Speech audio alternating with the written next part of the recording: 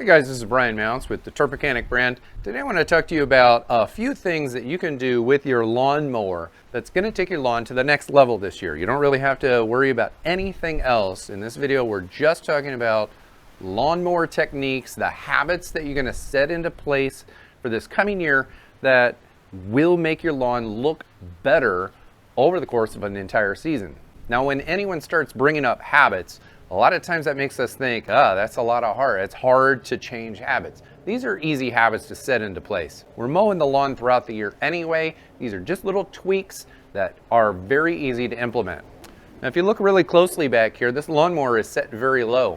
One of the most common things that a lot of novice yard owners and lawn mowers do is that they put their lawnmower down low whenever they mow the lawn. If you're gonna put your lawnmower down really low when you mow their lawn, then that means you've got to mow your lawn very often, every 1 to 2 days if you want the lawn to actually look good. The habit I'm talking about here is always thinking about your lawn as a taller cut when you mow it. Don't mow it down low. Put the mower blade up high. Put the deck up near the top. Every time you mow, you're mowing the grass to a higher height.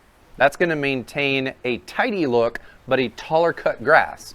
There's going to be a lot more leaf blade, and it's going to be healthier for the lawn. It's going to mean that you're not going to have to mow it every 2 days. When there's more leaf blade, it can photosynthesize better, and it's going to be more tolerant to heat and stresses in terms of wear and tear, disease pressure. Whatever you throw at it, a taller cut grass is simply going to look better and perform better throughout the year with lower maintenance. Now, the second habit here really has to do with the frequency of mowing. Now, the vast majority of people out there don't want to mow the grass every 1 or 2 days. But if you really want to change habits and make your lawn look its best without really doing much of anything else, mowing the grass 2 times every week instead of once every 7 to 10 days is going to make an enormous difference. For one, you're going to be cutting off a significantly smaller proportion of the grass blade every single time you mow. So your grass isn't going to experience like a major change every mowing session. But 2, it's literally going to be easier to push your lawnmower through the grass because you're not cutting 7 to 10 days worth of material off every single time you grab your lawnmower. You're cutting only 3 or 4 days of material off every single time. It's just easier to mow. For one, it's always going to look more tidy, it's going to be easier to mow, and it's going to be less stressful on the grass plant itself. Think about pruning a tree. You wouldn't cut 3/4 of that tree off when you're pruning it. It would just damage the tree too much. Same thing with the grass. Think about the grass blade. It's like a tiny little tree. You don't want to like hack the entire thing away. You only want to cut off a little bit every single time you mow. Now, the third major habit that I want to talk to you about today has to do with sharpening your lawnmower blades. Some people sharpen their lawnmower blades never. So I guess a good habit would be sharpen your mower blades at the start of the spring season. But what I really want to say is sharpen your mower blades a few times every year. And I'd like to define that as every major holiday. So if you're sharpening your mower blades somewhere around Easter, then somewhere around Memorial Day, 4th of July, and Labor Day, maybe Halloween, then that's a lot of times. Your mower blade is always going to be sharp. But here's the point. If you're sharpening it all of those times, it's really easy to sharpen it. Like for the normal lawn care enthusiast who sharpens their mower blades regularly, it's like a 5-minute job. So if it takes you 30 minutes to mow your lawn, if you sharpen your mower blades at one time before you mow the lawn, it's like a 35-minute job. It's not that big of a deal. I have a video here on this channel where I compare 5 different ways to sharpen your lawnmower blade in your garage or in your shed, and I'll link to that down in the description below. I promise you, it's crazy easy. And the benefits to sharpening your lawnmower blade are a little bit more than you realize. A sharp blade makes it easier to cut the lawn. So again, if you're using a lot of muscle to push your lawnmower once every 10 days, it becomes easier if you do it every 3 to 4 days. But it also becomes easier to push your lawnmower through a lawn and mulch clippings and bag them and whatnot, just cut the grass if your blade is sharp. Think about that last time you were trying to cut like a squash in the kitchen with a dull knife. It's just harder. But getting past the physical difficulties of the lawnmower pushing through grass with a dull blade, a sharp blade is literally going to cut the grass cleaner. It's going to be a finer cut. There's going to be less fraying, and that's going to mean that your lawn is going to have less disease pressure throughout the entire season. So if you're considering putting fungicide down, you might be able to just not put fungicide down if you got a cleanly cut grass blade throughout the year. It's literally going to save you some money and some physical effort going out there and mixing tanks of fungicides. Take a look at the sharpening your mower blade options video down in the description below.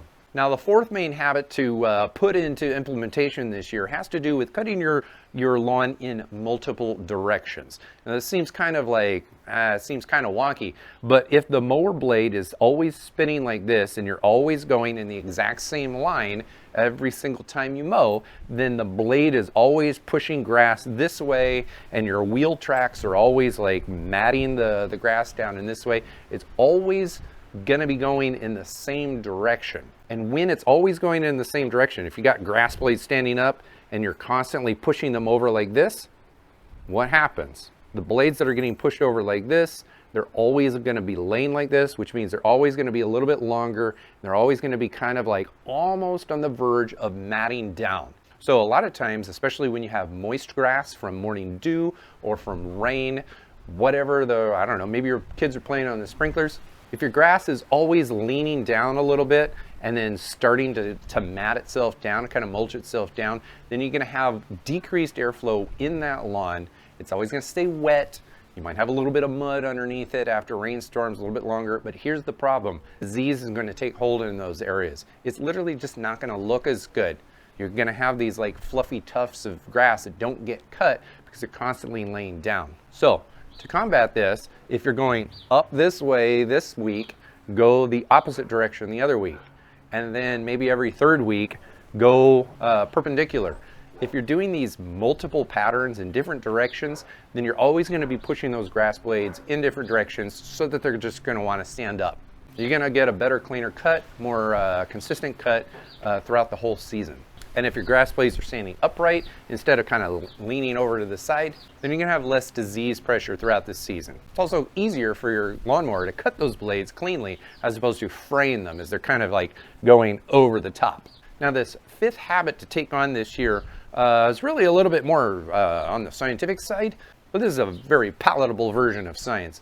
It really has to do with coldness or air temperature. During the early parts of spring and the later parts of fall, when we're mowing the grass, if we're mulching the clippings right back into the lawn, all of the soil bacteria, microbial activity in the lawn is a lot slower. It's kind of like putting a sandwich in the refrigerator versus on the counter. If we put a sandwich in the refrigerator, it's going to spoil much slower than if we just leave it on the counter overnight. If we're mowing the grass and the clippings go onto the lawn, and it's cool out in the early spring or the later fall, those clippings aren't going to break down and become part of the soil life for a long time. This is a recipe for creating a dense layer of thatch, or what I like to call surface debris. During the summer, when soil temperatures and air temperatures are much warmer, it's far easier for these clippings to break down and incorporate into the soil profile. So the habit that I'm talking about here is bag your clippings in the early spring and the later fall. So somewhere between like March and like the early parts of May, you should probably be bagging your clippings. And then anytime after late September, you should also be bagging your clippings. But for the rest of the growing season, you should be mulching them right back into the lawn, because all of that organic matter goes into the soil, helps the soil and the growing environment of the grass is still there. Now, during those bookend months, don't throw them away. I have an entire video all about what to do with grass clippings that you're not mulching into the lawn. I'm going to put it right up here. It's a short video. Make sure to take a look at this video so that you don't waste this resource.